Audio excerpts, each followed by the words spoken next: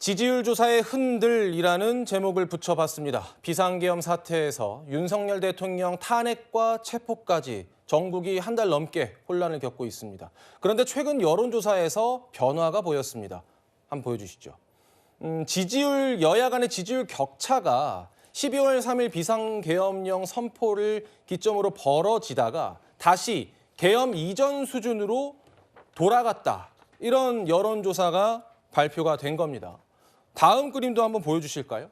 윤석열 대통령의 지지도는 42.4%까지 지지율이 올라간 모습도 나오고 있습니다. 저희가 이 여론조사 기관들 지금 하단에 다 밝혀놔 있는데 강부 대변인께서 보실 때는 이런 변화가 왜 생겼다고 보세요? 저는 이제 크게 두 가지로 보고 있는데요. 첫 번째로는 그 윤석열 대통령에 대한 이 체포영장 집행의 1차에서 실패했습니다. 그러니까 어쨌든 간에 민주당이 출범시킨 공수처에 대한 무능력이 국민들을 많이 실망시킨 것이고 그 무능력함 때문에 지금의 혼란 상황이 계속해서 이어지고 있는 겁니다. 사실 1차 체포 집행이 완성이 됐다고 하면 이제는 바로 수사와 관련된 내용들이 언론에 보도가 됐을 텐데 아직도 윤석열 대통령을 체포하는 게 맞냐 틀리냐 이러한 내용들 때문에 혼란스러운 거죠. 그리고 두 번째로는 어쨌든 비상계엄은 잘못됐다라고 많은 국민들이 생각하고 계십니다. 하지만 그렇기 때문에 윤석열 대통령의 탄핵도 저희는 개인적으로 인용이 될 거라고 기대를 하고 있습니다. 그렇다 보면 아무래도 조기 대선이 열릴 거 아니겠습니까? 그러면 윤석열 대통령이 잘못한 것은 잘못한 것이지만 민주당에게 정권을 내줄 수 없다는 보수층이 저는 결집하고 있는 상황인데 결국에는 특검법이 통과되고 수사의 내용이 저는 보도가 계속되면 결국에는 이 국민적인 어떤 여론과 지지가 다시 정상화될 거 아니겠느냐 저는 그렇게 기대합니다. 김 대변인의 분석도 들어볼까요? 저희 국민들이 제일 오만한 거를 제일 못 찾습니다. 어떻게 보면 제가 앞서 말씀드렸지만 계엄은 잘못됐지만 그 이후에 민주당의 행태를 보면 헌법 절차, 소위 말해서 탄핵의 어떤 절차대로 가고 있고 사법 절차, 수사가 이루어지고 있는데 이 부분에 대해서 굉장히 강하게 압박하고 있습니다. 그 과정과 절차에서 속도전을 내라고 하는 거죠. 왜 그렇습니까? 본인의 이재명 대표의 사법 리스크가 있기 때문에 본인이 끌려가기 전에 대통령을 끌어내리고자 하는 그런 정치적 의도가 다분하다고 있고 그리고 무엇보다도 정치라는 것은 그런 어떤 불확실성을 제거해야 되는데 혼란을 키우고 있습니다. 이재명 대표가 그렇게 얘기했죠. 세상의 모든 의미 있는 것들은 위험 속에서 이루어진다고 했는데 위험을 기회로 살리자는 그런 좋은 취지일 수 있지만 정작 본인은 혼란을 부추기고 있습니다. 내란 제가 지금 내란 속에서 이렇게 아주 멀쩡하게 방송을 할 수 있는 건 아니잖아요. 근데도 여전히 내란이 진행되고 있다고 하고 내란을 동조하고 있다고 그렇게 계속 선전선동을 하고 있습니다. 그런 과정에서 이거에 대해서 문제 제기하면 내란죄로 고발하겠다는 거 아닙니까? 이런 여러 가지의 어떤 공포스러움 이런 부분에 대해서 중도에 있는 분들도 생각을 할 수밖에 없고요. 간단하게 말씀드려서 지금 170여 석을 가지고 있는 민주당이 지금 대통령을 끌어내리고자 하고 발목 잡고 29차례의 탄핵을 남발하고 있습니다. 그런데 대통령까지 행정부 권한까지 가져왔을 때 아무도 견제할 수 없습니다. 알겠습니다. 결국은 뭐냐면 절대 권력에 대해서 항상 우리는 균형추가 견제가 작동되기 때문에 이런 상황 속에서 저는 국민들이 냉정하게 평가를 하고 있다 그렇게 봅니다. 지지율이 벌어졌을 때 그 키워드를 압축하자면 계엄과 탄핵이 있었습니다. 계엄이 잘못됐다라는 여론이 많았고 그것 때문에 대통령을 탄핵해야 된다라는 여론이 압도적이어서 국회에서 3분의 2가 동의해서 탄핵이 된 겁니다. 그때까지만 해도 민주당에 대한 지지율이 높았고 국민의힘에 대한 지지율이 낮았습니다. 그러면 이미 대통령 직무 정지가 됐으니 이제 정치권은 국정을 안정시키자, 외교 안보 국방을 어떻게 튼튼히 할 것인지, 경제를 어떻게 안정시킬 것인지 그쪽으로 방향을 전환해서 국민을 안심시켜야 됐습니다. 그런데 그 이후에 어떻게 됐습니까?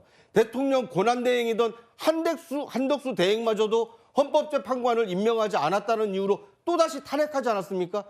이미 대통령 직무 정지된 이후에 국정 안정을 바랬던 다수 국민과 다르게 또다시 탄핵, 특검, 체포로 간 겁니다. 이러다 보니까 중도층에서 불안한 마음으로 정치권을 지켜보고 있던 국민들이 저 사람들은 나라를 위해서 일하는 것이 아니라 자기들을 위해서 일하는 거 아닌가. 그러다 보니까 지금 극단으로 지지층이 다시 분화되다 보니까 한데 모여있던 3분의 2 가까이 대통령 직무에 찬성했던 여론 중에 일부가 빠져나간 겁니다. 저는 오히려 민주당이 대통령은 이미 직무 정지에 있습니다. 무엇을 하고 싶어도 못합니다. 헌법재판소에서 결정이 심판이 내려질 때까지는 아무것도 못합니다. 수사도 지금 진행되고 있습니다. 오히려 야당이 다수 의석을 가지고 있는 야당이 외교 안보 국방을 어떻게 할 것인지, 국민 경제를 어떻게 안정시킬 것인지, 서민 경제 어떻게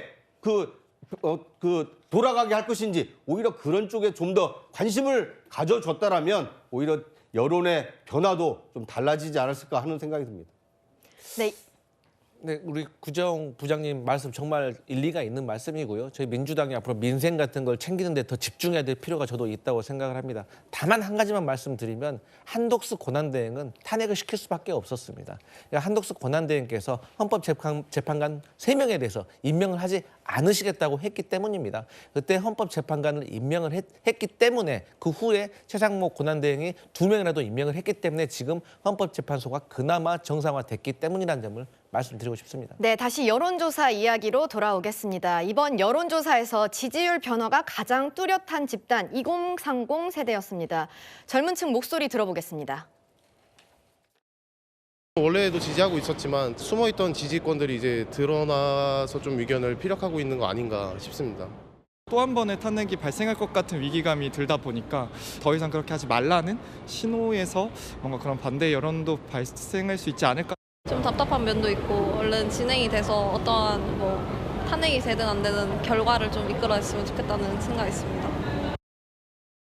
네, 젊은 세대의 지지율 변화도 눈에 띄었지만 호남 지역에서 대통령 지지도가 상승한 것도 굉장히 괄목할 만했는데요. 장 변호사님, 네. 저희가 이거 어떻게 이해를 해야 될까요? 이게 ARS 조사랑 정말 무서운 면접 조사 방식이 확연하게 좀 다른데요. 네. 기본적으로 이거는 ARS 조사입니다. ARS 기계음으로 이 정치 이슈에 대해서 물었을 때 정치 고관여층이 아니면 굉장히 많이 끊어버리는 양상을 보이는 부분이 있고요. 전문가들도 호남에서 20%포인트 이상이 상승하는 이런 거는 이게 분포가 균질하게 이뤄진 정확한 조사라고 보기는 어렵다는 이야기들을 많이 합니다. 이른바 정치 고관여층이 그리고 특히나 보수 지지층이 이런 어려운 국면 속에서 여론조사 지표에 많이 우리가 힘을 실어줘야 된다라는 이런 분위기가 있는 상황 속에서 끝까지 응답을 하고 그러면서 과다대표되는 그런 부분이 있는데 다만 이 추세를 봐야 될 부분은 분명히 있는 것이고요. 그렇다면 민주당의 쏠림 현상이 이 계엄 이후에 분명히 있었죠. 이게 조정기에 들어가는 측면이 있고 지금 여러 이 진단들을 내려주시는데 혼합돼 있는 겁니다. 일부에서는 왜 이렇게 민주당이 이렇게 지지부진하고 막아서는 윤석열 대통령 하나를 제대로 이걸 못하느냐라는 불만의 목소리도 사실 있고요. 또 한편으로는 왜 이렇게 탄핵을 하느냐, 그리고 민주당이 독주하는 거 아니냐라는 목소리도 있을 거라고 봅니다. 거기에 대한 분별을 정확히 해야 되고 더 중요한 건 앞으로의 추세일 텐데 국민의힘 30%대의 지지율 저는 반등할 거라고 생각하지 않습니다. 왜냐하면 중도층 보고 정치하고 있지 않거든요. 완전히 강성 일부 소수 당원들, 강성 지지층 보고 정치하고 있는데 국민들이 응원하실 거라고 생각하지 않습니다. 알겠습니다. 이 여론조사 결과에 용산 대통령실 분위기도 다소 바뀌고 있다 이런 이야기도 나오고요. 민주당 내에서도 보수 결집은 어느 정도 인정하는 분위기라는 취재 내용도 있습니다. 목소리 준비했습니다. 실제로 보수 지지자들이 결집하고 있는 건 사실인 것 같습니다. 그런데 문제는 그렇게 결집하고 있는 것이 뭔가 무슨 정당한 어떤 콘텐츠나 내용을 가지고 결집하는 것이 아니라 부정선거 음모, 부정선거에는 중국이 뒤에 있다. 이런 가짜 뉴스로 인해서 결집이 이루어지는 것으로 저희들은 이해를 하고 있습니다. 그렇게 유지되고 있는 결집은 제가 보기에는 곧 무너질 것이다. 저는 그렇게 생각을 하고 있습니다. 곧 무너질 것이다라고 이야기를 했지만 민주당 내부에서는 자성의 목소리가 나오는 것도 사실입니다. 어쨌든 국회 다수당이 민주당 아니겠습니까? 우리가 강경한 어떤 주장만 할 게 아니라 구체적인 해법들을 좀 내야 되거든요. 저는 그런 면에서 민주당이 부족한 게 아니었나라는 측면도 있고. 권한대행에 대한 탄핵의 문제라는 이렇게 과도하게 나가는 것에 대해서는 절제하고 전략적 인내를 통해서 국민의 목소리를 잘 듣고 더 큰 위험으로 나가지 않게끔 관리해 나가는 그런 것도 필요한 시기다.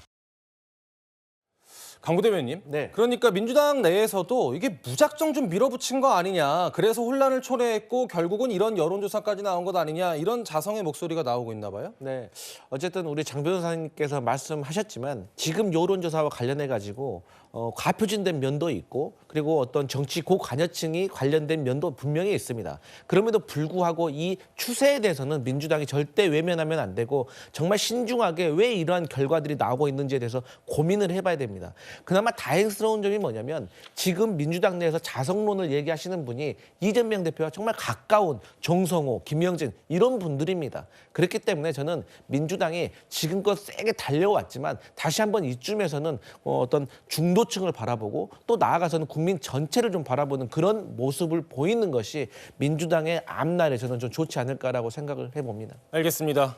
윤석열 대통령에 대한 체포영장 집행 그리고 탄핵을 둘러싼 이 정국이 길어지면서 국민들 사이에서 여론이 변화되고 있는 모습을 짚어봤습니다.